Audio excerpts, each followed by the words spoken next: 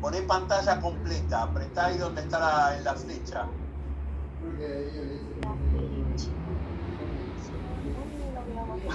Donde tenés el mouse exacto, donde tenés la flecha ahora, al lado del 50%. Pero tengo pantalla completa, doctor. Carlita, buenas tardes. Carlita, pon F5. Ah, mirá vos el truco, ¿eh? Muy bien, no sabía A ver, eso. ¿allí? Todavía no. Uy, no sé, no sé, ¿dónde está? A ver, pasá las diapos. A ver.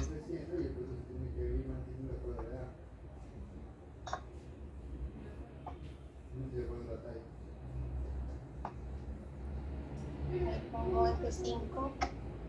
Ahora. A ver. Poné reanudar presentación. Sí. Yo lo veo completo en mi compu. Bueno.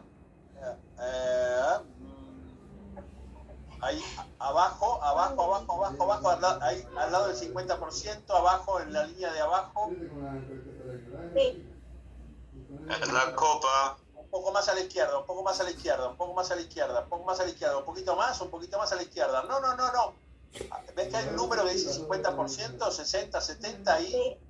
Bueno, Sí. a la izquierda inmediatamente hay una copa. Apretar ahí. Bueno. Eso. Ahí está. Perfecto. Gracias, Doc. Bueno. Yo voy a continuar con la parte de la terapia de resincronización cardíaca y voy a comenzar definiendo qué es disincronía. Es la falta de coordinación en la sístole ventricular durante el ciclo cardíaco. Comienza con un retardo eléctrico, lo que va a conllevar a la prolongación del QRS mayor a 120 milisegundos. No se hizo el clic. El clic no se hizo en la copa.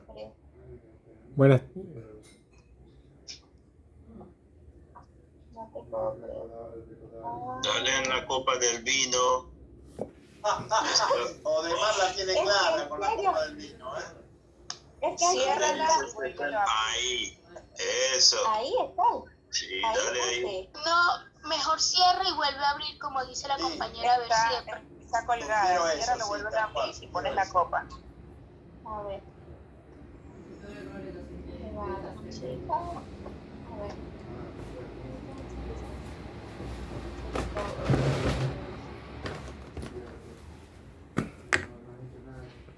Bien. Ahí pongo la copita. ¿Se ve? Démosle tiempo.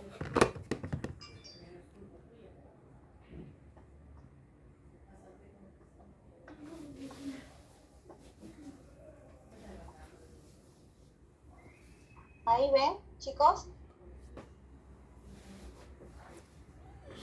Hola. No, eso es donde seleccionaste.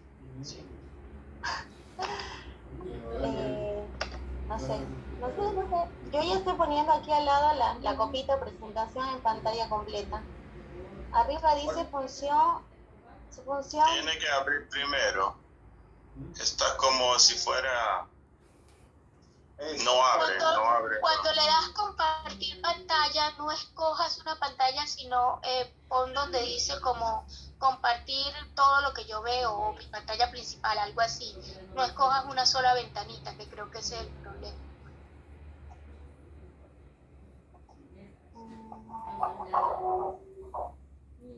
Ahí está, solamente dele. Bien, Ahí sí, ya se ve. Perfecto, brillante, muy bien. Bueno, perdón.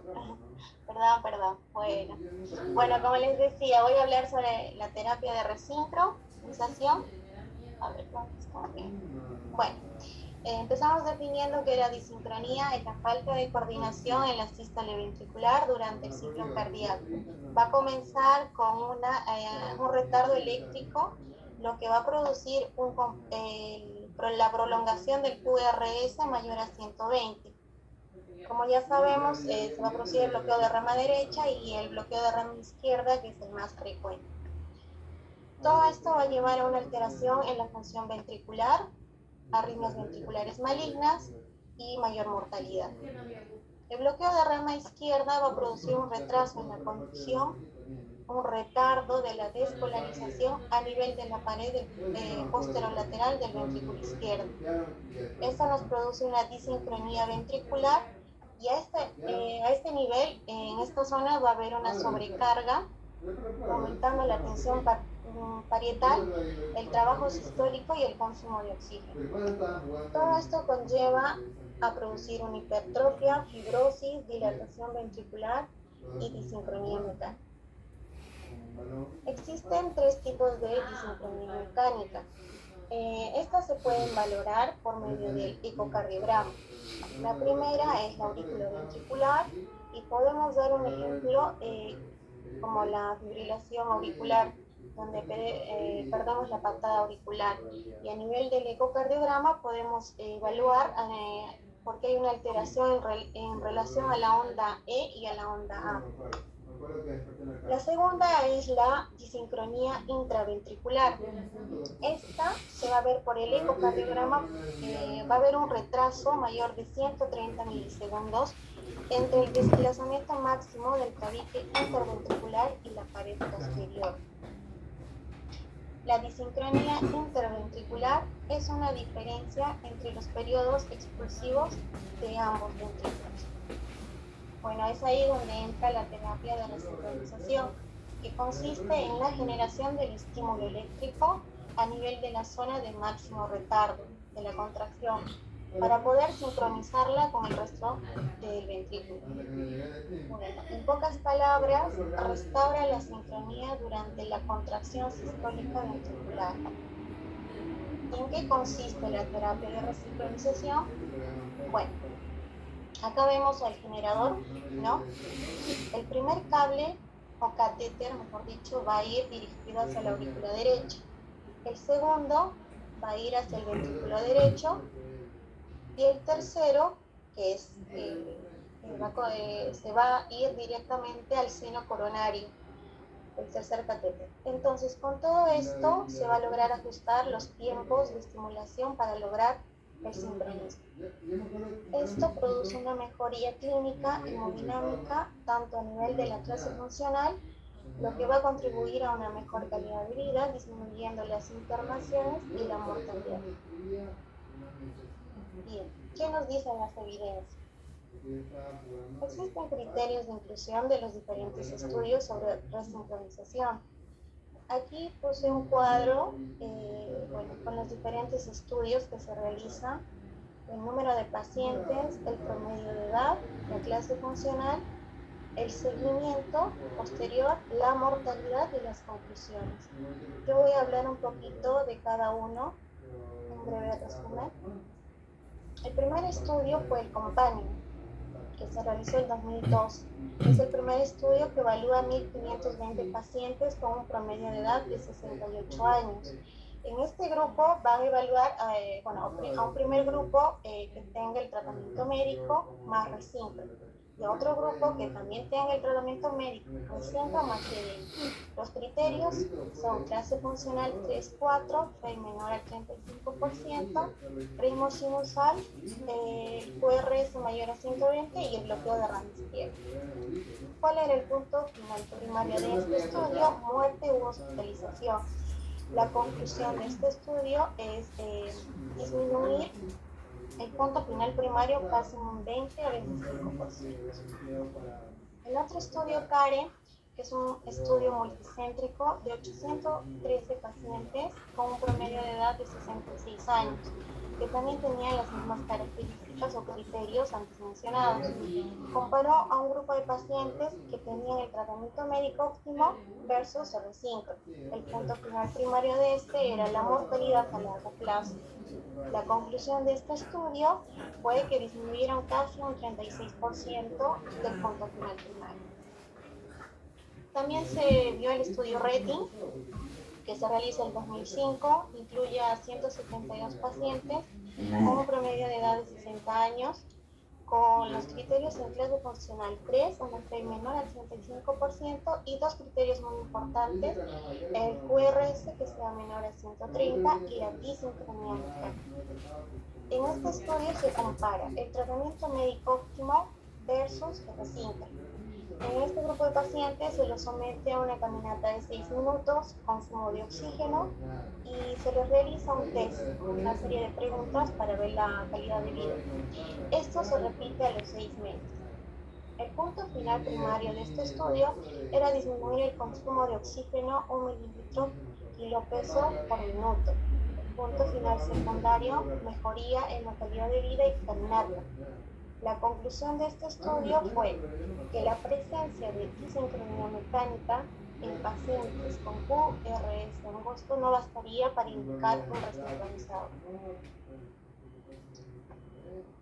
También tenemos el estudio REVERS, que evaluó la eficacia y seguridad de la terapia de resincro en pacientes en una cantidad de 610 con insuficiencia cardíaca asintomáticos o con síntomas leves, en clase funcional 1 y 2, una FEI menor al 35%, que recibían ya el tratamiento médico óptimo en un año.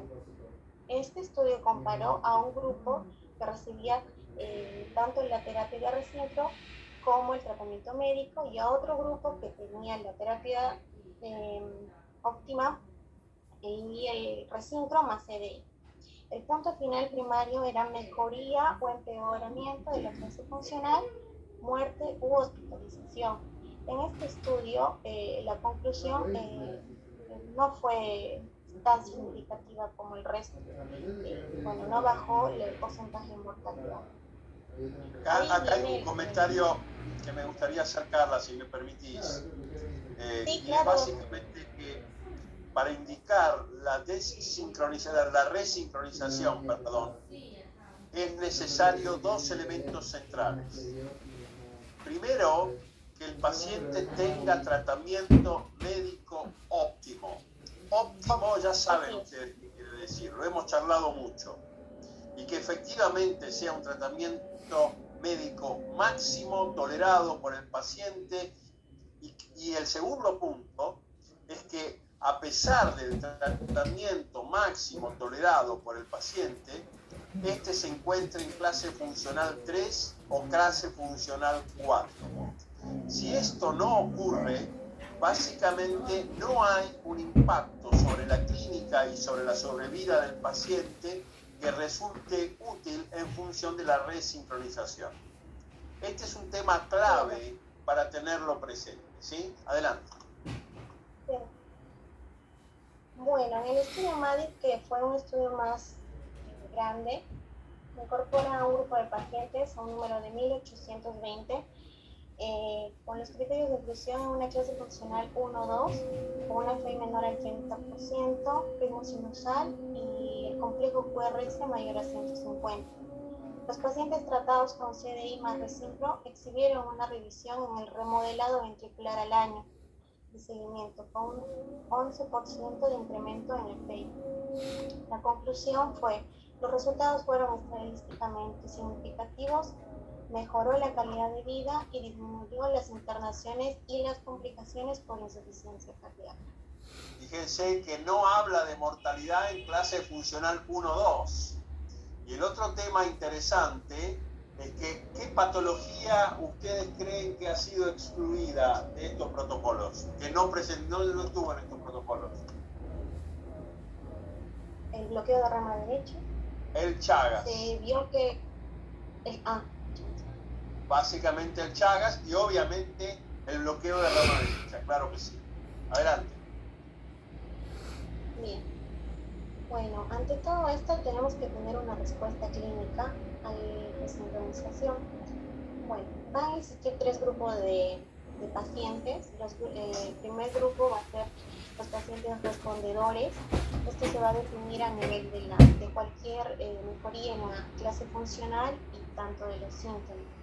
A nivel del ecocardiograma va a existir un remodelado inverso definido por una mejoría del diámetro telediastólico del ventrículo izquierdo que sea mayor a un 15%.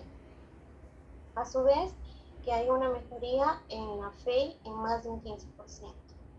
El otro grupo van a ser los superrespondedores, son aquellos pacientes que evolucionan a una clase funcional 1, es decir, que pueden llegar a normalizar la FEI o tener un incremento del 20% en sus valores absolutos.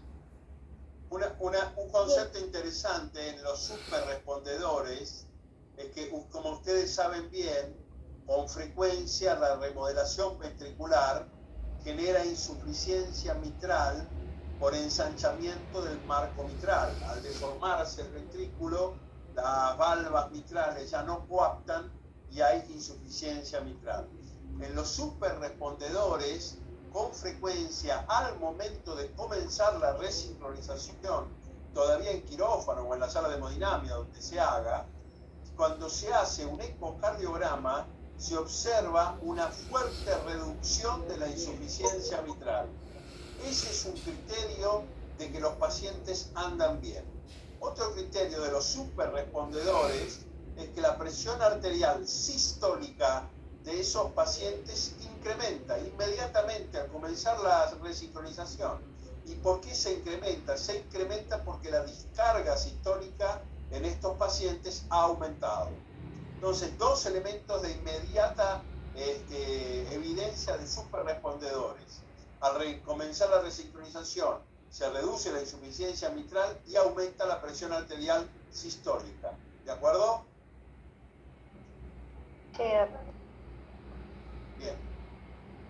Bien, un tercer grupo que tenemos son los pacientes no respondedores.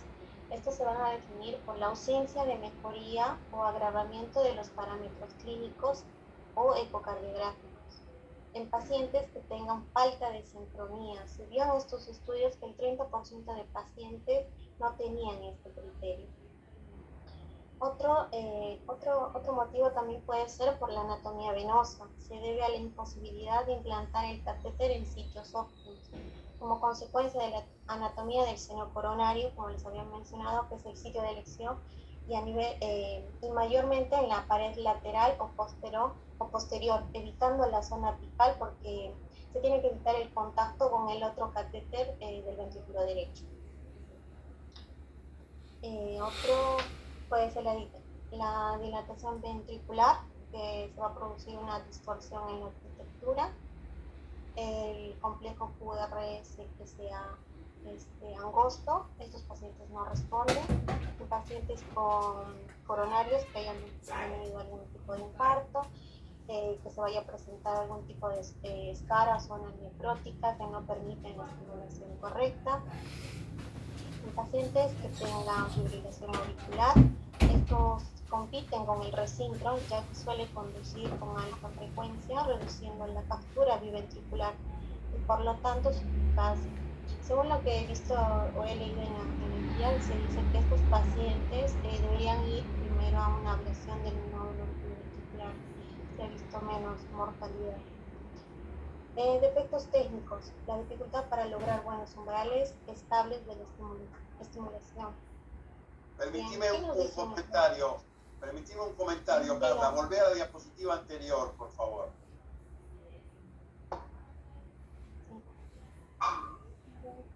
Te complico, no, olvídate, no importa.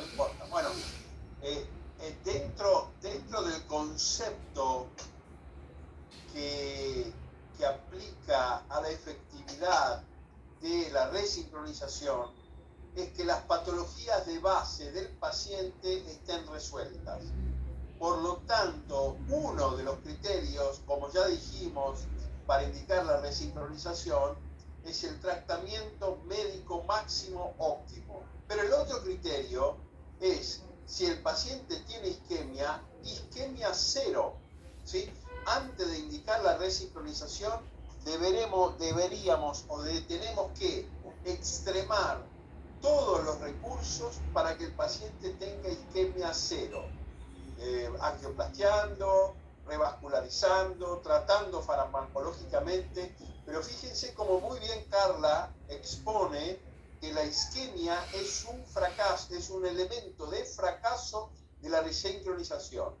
El paciente con insuficiencia cardíaca e isquemia residual no va a andar bien con la resincronización. Primero, porque la motilidad parietal no se va a activar adecuadamente. Y segundo, porque la isquemia es un factor de muerte súbita que conduce a la muerte de estos pacientes.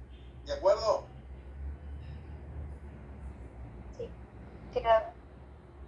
Ven cómo un resincronizador no puede ser indicado por un electrofisiólogo, sino que el cardiólogo lo indica cuando realmente hizo su trabajo de manera completa.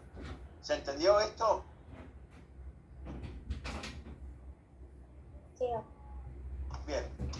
Bien. ¿Qué nos dicen estas guías? ¿Qué nos recomiendan? Bueno, nos recomiendan que en pacientes con miocardiopatía isquémica necrótica, no isquémica, en clase funcional 2-4, con una FEI menor al 35%, que a pesar del tratamiento médico óptimo, ritmo sinusal, y que el complejo QRS sea mayor a 150 milisegundos con bloqueo de rama izquierda, esta es una recomendación clase 1 al nivel de evidencia A. La única, Carla, la única indicación clase 1 a nivel de evidencia A, no hay otra. Esto es muy importante que lo tengamos presente, ¿sí? Sí, exactamente. Como usted mismo mencionaba, bueno, hay que tener en cuenta los criterios de inclusión de los anteriores estudios y los resultados. Los pacientes deberían recibir la terapia con estos 5 criterios que se han mencionado, ¿no? Ritmo sinusal, FEI menor al 35%, el QRS mayor al 150 y la clase funcional en 3-4 y el tratamiento médico óptimo. Una hora. Bueno, existen técnicas alternativas de implante de resincronizadores. La terapia de resincronización cardíaca en una instancia crítica en la vida de los pacientes con insuficiencia cardíaca, con miocardiopatía dilatada y bloqueo de rama izquierda. Habitualmente se llega a ella cuando el tratamiento médico óptimo ya no resulta, es ineficaz. Entonces el fracaso de esta nos lleva a realizar el trasplante cardíaco. Las técnicas actuales, por el momento, ninguna de estas son avaladas por grandes estudios prospectivos, pero bueno, la experiencia publicada con tecnología es alentadora. Existen 2 variables.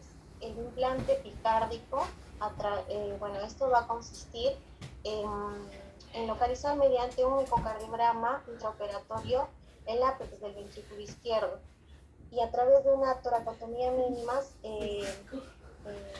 se va a realizar el paso del catéter. Este procedimiento en la actualidad es la primera técnica, es la primera opción, digamos, ante el fracaso del implante en el seno coronario. El otro tipo de implante es el endocárdico.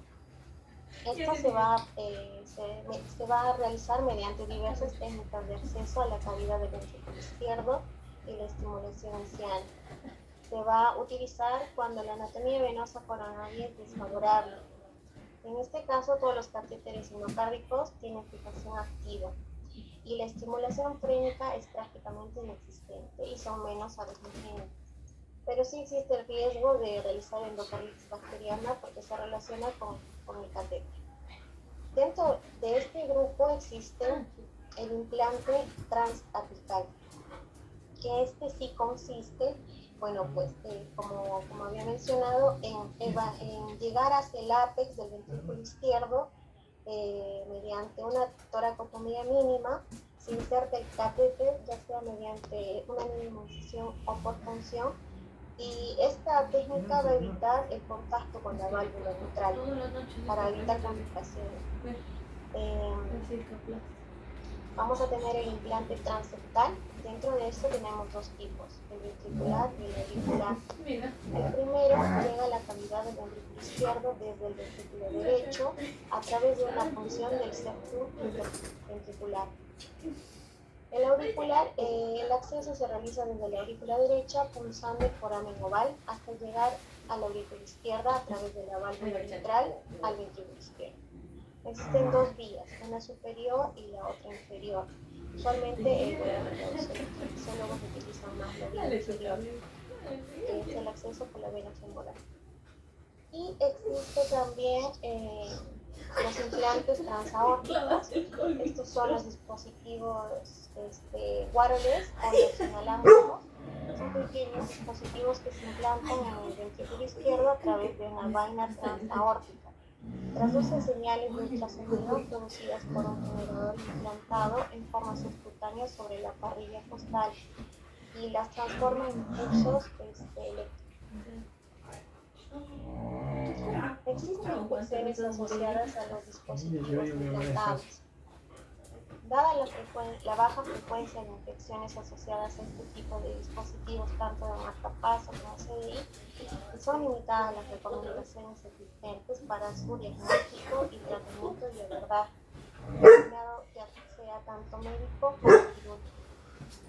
El objetivo del tratamiento antimicrobiano es alcanzar la erradicación de los microorganismos de los sitios afectados, ya sea desde el bolsillo, donde se aloja el generador, hasta los segmentos anatómicos por los cuales transcurren los demás componentes del sistema. Según las guías nos dicen que hasta la fecha se han demostrado no solamente fracasos, sino mayor mortalidad en aquellos pacientes que se intenta un tratamiento conservador, es decir, solamente el tratamiento antibiótico. El tratamiento óptimo recomendado se debe contemplar el retiro de todo el sistema de generador y cables junto con antibióticos, dirigido hacia los microorganismos obtenidos tanto de los cultivos, del bolsillo del generador y de los catéteres intravasculares. Esta es una recomendación que hace uno en nivel de evidencia de. Sí, tengamos presente que desde el punto de vista infectológico, el día 1 del tratamiento antibiótico se lo considera el día de la extracción. Los infectólogos no tienen en cuenta todo el tratamiento antibiótico que se hizo antes del explante del dispositivo infectado, con lo cual tan importante es explantarlo que el día 1 del tratamiento antibiótico lo consideran el día de la cirugía del explante. ¿Sí? Bien. Existen factores de riesgo para tener en cuenta al realizar una extracción. Tenemos que evaluar el tiempo desde el implante, porque en mayor tiempo más firmes son las adherencias. En pacientes jóvenes hay mayor fibrosis y mayor dificultad en la extracción. En el número de catéteres mayor es el riesgo de complicaciones por calcificaciones a lo largo del catéter. El grosor de los catéteres, ya sean antiguos o bipolares bifurcados, habrá mayor adherencia intravascular y mayor riesgo. ¿Cuál sería la conducta quirúrgica? En los pacientes portadores de endocarditis bacteriana asociada con marcapasos se deberá tener en cuenta el tamaño de la vegetación para decidir cuál será la vía de abordaje. Se ha tomado en cuenta como referencia el tamaño de 20 milímetros como máximo para que la vía de extracción sea percutánea. De hasta 40 que se puede realizar, pero existe un mayor riesgo de embolia del pulmón. En caso de un mayor tamaño, la cirugía a cielo abierto es la indicada. Si por alguna razón se debe dejar abandonados los catéteres, no se los debe cortar, sino dejarlos en el bolsillo en condiciones que puedan ser abordados y extraídos en otro momento. Otro tema que nos menciona también la guía es el implante de marcapasos posterior al reemplazo valvular aórtico percutáneo, o más conocido en sus siglas en inglés como TAVI.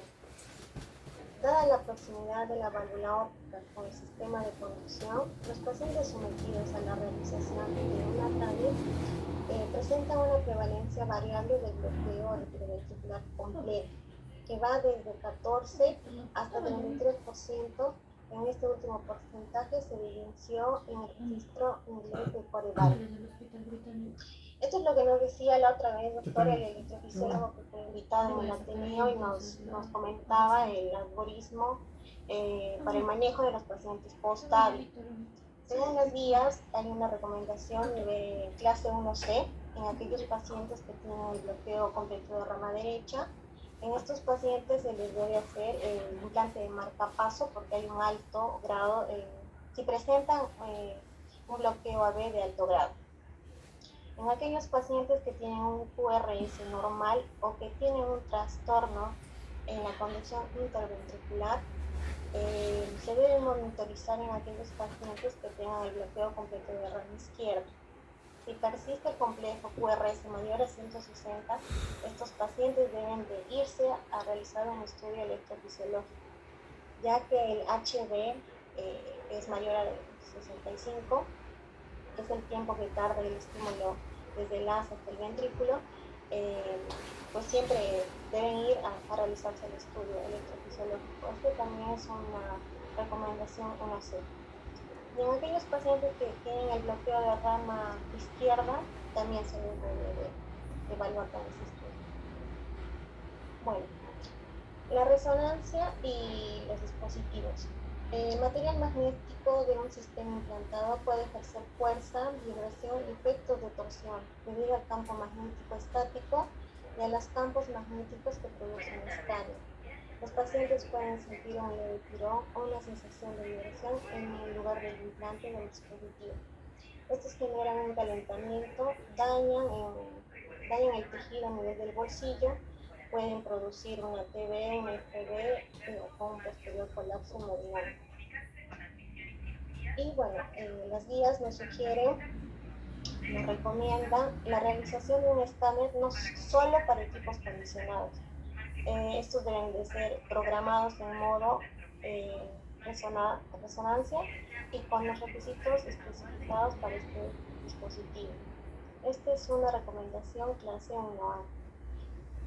Asimismo, el monitoreo electrocardiográfico, la oximetría de pulso y el personal también debe estar entrenado para realizar RCP, reconocimiento de arritmias y visibilización. Un traumatólogo infantil. El personal con entrenamiento para interrogación o programación de los dispositivos implantables. Me pasaron Esta es una recomendación clase 1C. ¿En qué se Y el equipo para telemetría y reprogramación de los dispositivos deben de estar también presentes. ¿La de Esta es microcentro? una recomendación ¿Dónde clase quedaría? 1 a nivel de evidencia. Sí, Recordemos una sola cosa, Carla, que existen los marcapasos y resonadores y resincronizadores y desfibriladores resonables, ¿sí?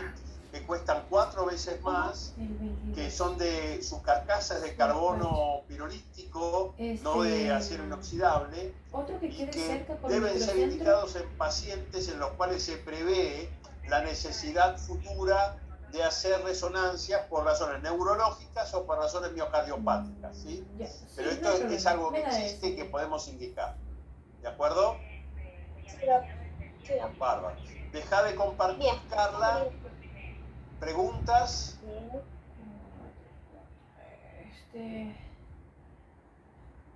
¿Preguntas?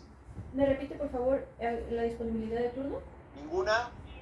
Bueno, la verdad que las felicito a las dos, han presentado una excelente revisión del tema y bueno, hemos aprendido y nos hemos actualizado muy bien. Apretá Stop Share. Voy, no sé qué pasó. No hay problema. Ahí va, ya lo hice por vos. Nos tomamos 5 minutos y ahora...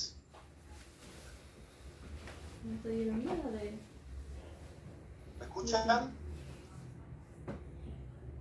Sí, Doc. Sí, Doc. Sí.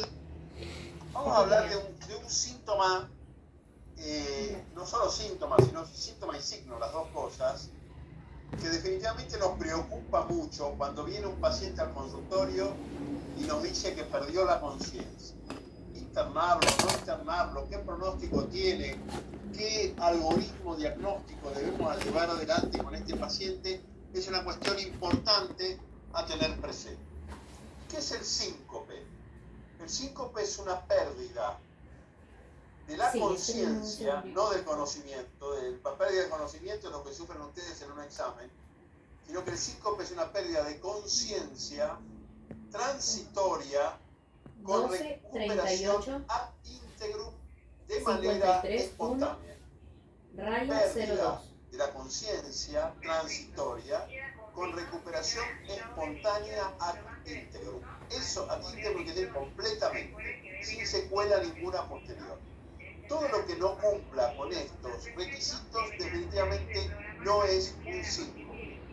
La pérdida ¿Cuáles serían los transitoria requisitos? de la conciencia básicamente requiere que relevemos una historia clínica completa ¿me ayuda, para por favor, básicamente la dirección? determinar si hay o no pérdida de la conciencia. Muchas veces el paciente hasta no tiene conciencia de haber perdido la conciencia y necesitamos un observador que nos diga que efectivamente el paciente la perdió. O pérdidas transitorias de la conciencia no sincopales, como ataques epilépticos, pérdida transitoria de la conciencia de tipo psicogénica, ¿sí? Y otras causas raras. Pero si efectivamente del relevamiento clínico tenemos un paciente con síncope, la historia clínica, el electrocardiograma, el examen físico, va a tratar de discriminar si se trata de un diagnóstico cierto o muy probable del síncope, es decir, si podemos relevar el diagnóstico del síncope o se trata de un diagnóstico incierto.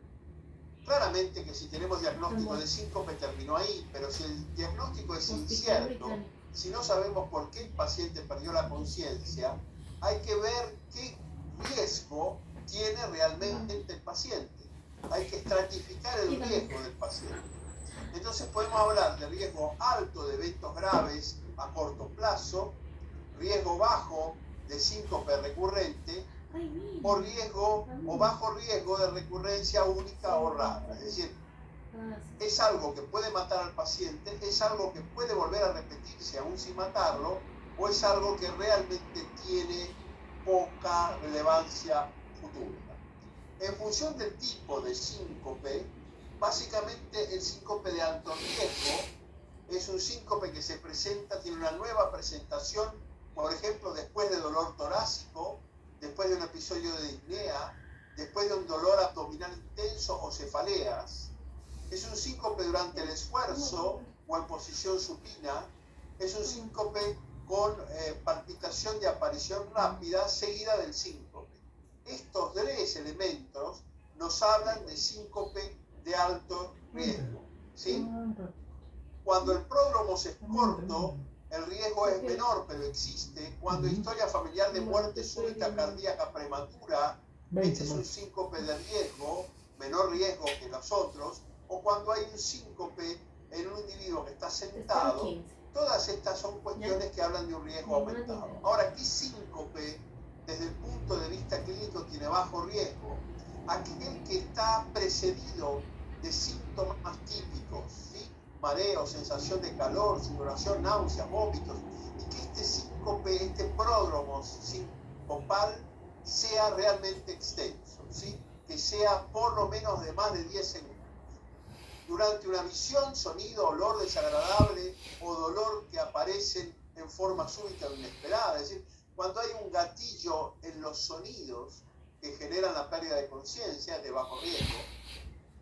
Después de permanecer mucho tiempo de pie o en lugares muy concurridos o calurosos, durante una comida o luego de ella, un síncope luego de la tos, de la defecación o de la micción, al rotar la cabeza o presionar el seno carotidio, al levantarse desde una posición supina o sentado. Estos son síncopes que a priori tienen bajo riesgo. Básicamente, un paciente que ingresa a la unidad de cuidados críticos, a la guardia, por síncope, ¿sí? Y se lo caracteriza de bajo riesgo, se le da el alta directamente desde la unidad de área crítica, desde la unidad de guardia, ¿sí? Si el paciente, estando en la guardia, no tiene una clara definición de si se trata de un paciente de alto o bajo riesgo, no debe darse el alta desde el área crítica, se ingresa a una unidad de observación y básicamente se empieza a estudiar. Si el paciente claramente tiene una de las características de alto riesgo, debe ser internado. Y si después de los estudios determinamos que tiene alto riesgo, también debe ser internado. Es decir, qué síncope se interna en unidad coronaria? El síncope de alto riesgo. El síncope tiene riesgo en función de su mecanismo fisiopatológico. El síncope cardíaco tiene aproximadamente un 25% de mortalidad anual. Quiere decir que 1 de cada 4 síncopes cardíacos está muerto al año. En cambio, el síncope no cardíaco tiene aproximadamente un 8% de mortalidad global, siendo relativamente más benigno. Y digo relativamente más benigno. En cuanto a los mecanismos del síncope, básicamente hay una disminución de la presión arterial por hipoperfusión cerebral. Esto es lo que causa el síncope. Ahora, ¿por qué bajó la presión y por qué se hipoperfundió el cerebro? Puede ser porque han caído las resistencias periféricas, con lo cual bajó la presión, o porque bajó el volumen minuto cardíaco. En este sentido, tanto la caída de resistencias vasculares periféricas como la caída del bajo volumen minuto pueden darse por un reflejo inadecuado. Este reflejo inadecuado puede ser por depresión vascular, por cardioinhibición o mixta, y se da por un aumento o predominio del sistema parasimpático que claramente vasodilatan y bradicalizan al individuo, generando caída de las resistencias periféricas y bajo gasto. Desde el punto de vista de caída de las resistencias periféricas, puede haber una disminución o disfunción autonómica inducida por fármacos.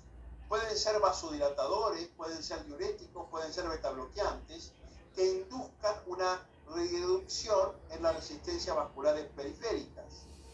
También esta resistencia vasculares periféricas puede ser dada por daño estructural del sistema nervioso autónomo, con disfunción autonómica primaria o con disfunción autonómica secundaria, por ejemplo, en situaciones como el alcoholismo, la diabetes o la que fuera. Desde el punto de vista bajo gasto, también el bajo gasto se puede dar cuando el ventrículo queda a la derecha del punto de reserva de precarga de la lead Starling, es decir, cuando el volumen de fin de diástole baja y entonces baja también el volumen sistólico. Entonces tenemos síncopes por alteraciones en el retorno venoso, por depresión del volumen, en el caso de la deshidratación o de las hemorragias, o por acumulación venosa, en el caso, por ejemplo, de la acción de fármaco. A su vez, existen los síncopes cardiogénicos puros, denominados síncopes cardiopulmonares, donde el bajo gasto cardíaco es el elemento central, y estos pueden ser producidos por arritmias o por alteración estructural cardíaca u otras causas. A este se denomina entonces síncope cardiogénico. Bien, en cuanto a los criterios diagnósticos para la iniciación, para el comienzo de la evaluación de los síncopes, el síncope vasovagal es diagnosticado cuando está precipitado por estrés emocional, por ortostatismo, y tiene siempre prólogos. Es decir, el síncope vasovagal tiene un gatillante, que puede ser emocional, puede ser temperatura o ortostatismo, y siempre se asocia con sintomatología prodrómica. Hay síncopes benignos que tienen gatilladores claros, como la tos, el estornudo, trastornos gastrointestinales como un cólico, la micción, luego del ejercicio, no intraejercicio, luego del ejercicio o luego de las comidas. Hay síncopes también benignos que dependen de la hipotensión ortostática, ¿sí? Y que se diagnostican básicamente en el examen físico cuando la presión arterial baja al menos un 15% estando parado respecto de lo que era estando sentado. Obviamente hay síncopes arrítmicos, hay síncopes vinculados a isquemia y hay otros diagnósticos de síncope. Pero quiero hacer hincapié en esta diapositiva a los que son los síncopes de bajo riesgo. Bien, El síncope también cambia su riesgo en el contexto de la edad. Vemos que un síncope cardiovascular, por ejemplo, ¿sí?, los más graves de todos, en individuos de 40 años, tienen una mortalidad del 1.1% anual. Pero el síncope cardiovascular es el mismo síncope, el mismo mecanismo del síncope. En individuos mayores de 75 años pueden multiplicar por 16 su mortalidad y empeorar su pronóstico. Una de las cosas que más nos angustian son los síncopes de causa desconocida.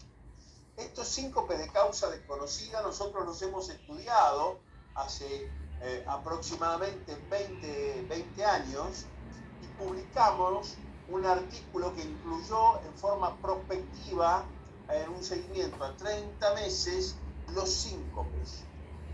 Vimos que los síncopes de presentación y pronóstico de etiología desconocida tienen una característica especial, con un pronóstico intermedio entre los síncopes vasovagales benignos y los síncopes con causa clara. Son una entidad clínica particular. Nosotros en esos años realizamos una evaluación por etapas que incluyó 3 niveles de estudio. Incluimos 204 pacientes en los cuales 34%, 16.7%, no se encontraron etiologías de síncope. Fueron síncopes de causa desconocida, casi el 17%. 30 pacientes, 14.7%, fueron de etiología cardíaca y 140 pacientes, el 70%, no cardíaca.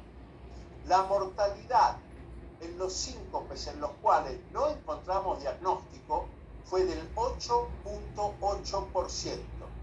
La edad promedio de los síncopes de causa desconocida fue de 67 años, intermedia entre los síncopes cardiogénicos más frecuentes en los pacientes añosos y los síncopes vasovagales más frecuentes en los pacientes más jóvenes. Tanto el número de síncopes previos, es decir, previos a la consulta, ¿sí?, que nos llevó a incluir a los pacientes, tanto el número de síncopes previos como de recurrencia fueron más frecuentes en los síncopes de causa desconocida. Las cardiopatías fueron más frecuentes en los síncopes de causa no cardíaca que en los síncopes de causa cardíaca, obviamente. Como conclusión de nuestra experiencia, hubo menor proporción de síncopes de etiología desconocida en nuestra serie que en otras series, hecho que avalaba los pacientes con síncope de etiología desconocida menores de 50 años no requieren estudios complejos. Presentaron menor mortalidad los síncopes de causa desconocida que los síncopes cardiogénicos y mayor que los síncopes no cardíacos de tipo vasovagal. Los síncopes de etiología desconocida presentaron más cardiopatías que los no cardíacos, pero no era cardiopatía vinculable a la causal del síncope. Los síncopes de etiología desconocida presentaron la mayor incidencia de síncopes previos a la consulta y hay tendencia a mayor recurrencia. Con esto quiero dejar claro qué postura debemos tomar cuando luego de un algoritmo de diagnóstico exhaustivo no hemos encontrado diagnóstico. ¿Preguntas hasta acá? ¿Preguntas? No tengo. Bien. Ok. Síncope y traumatismo de cráneo.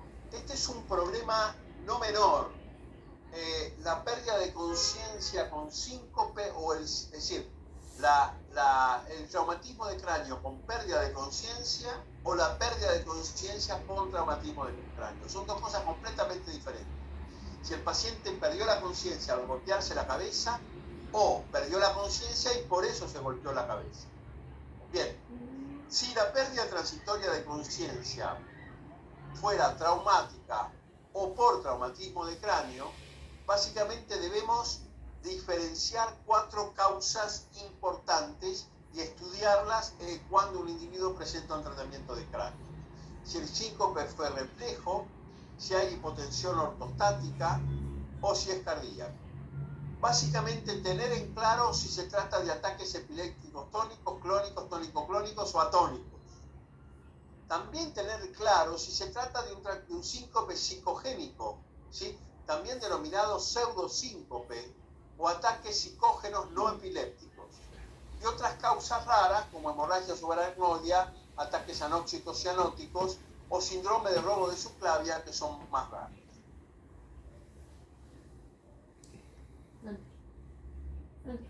Hablemos de las guías 2018, que son las últimas guías de síncope. Y básicamente estas las clasifican en síncope reflejo o neuromediado, síncope debido a hipotensión ortostática y síncope de origen cardíaco. Síncope neurogénico básicamente son el vaso vagal, el situacional o síndromes del seno carotídeo. Hay otras formas atípicas.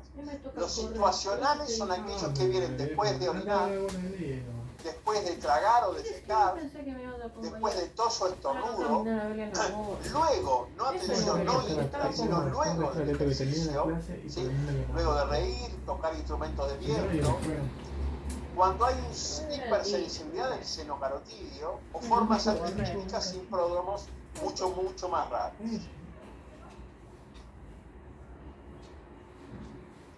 En cuanto al síncope reflejo, básicamente se da por estimulación parasimpática en el miccional, por reducción del retorno venoso por valsalva en la tos o en el estornudo, por vasodilatación tras el ejercicio, por reducción del retorno venoso en otros síncopes como reír, tocar instrumentos de viento.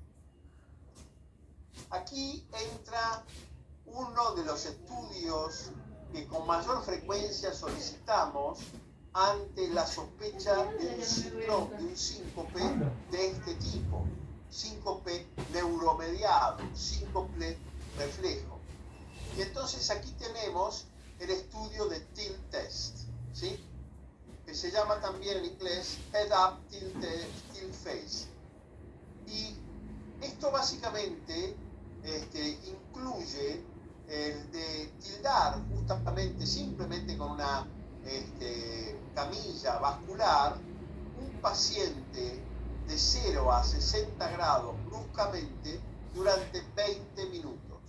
Aquí vamos a evaluar el control de la frecuencia arterial y el control, de la frecuencia cardíaca y el control de la presión arterial en este paciente.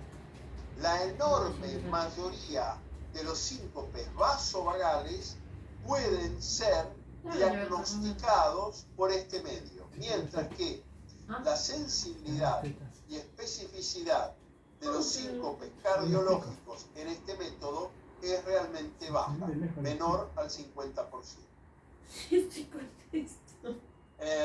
La respuesta hemodinámica de un paciente en un síncope puede generar respuesta vagal que implica vasodepresión, es decir, exageración parasimpática con vasodilatación, cardioinhibición, es decir, sobreactividad parasimpática con bradicardia o mixto. Esta es la respuesta vasovagal de un paciente con TIL positivo. También el paciente puede presentar hipotensión ortostática en el TIL-test, también tenemos diagnóstico, o respuesta disautonómica donde no hay realmente ninguno de estos dos patrones clínicos. Aquí tenemos un síncope, ¿sí? De un paciente que de 150 de sistólica se va a 50 de sistólica, cuya frecuencia cardíaca PERI 60 cae también a 20 o 30 por minuto. Este es un síncope de tipo mixto. ¿De acuerdo? ¿Sí? ¿Preguntas hasta acá? Son las 4. No. De todos los síncopes que realizamos Dame a ver si le puedo cambiar rapidito. en un paciente con sospecha de síncope vasovagal, porque otro tipo de síncope no debe ser sometido al TIC test, no debe ser, es mala práctica mandar un cardiogénico o un paciente con que ha compulsivado TIC test. De todos los pacientes sometidos a TIC test, el 20% solamente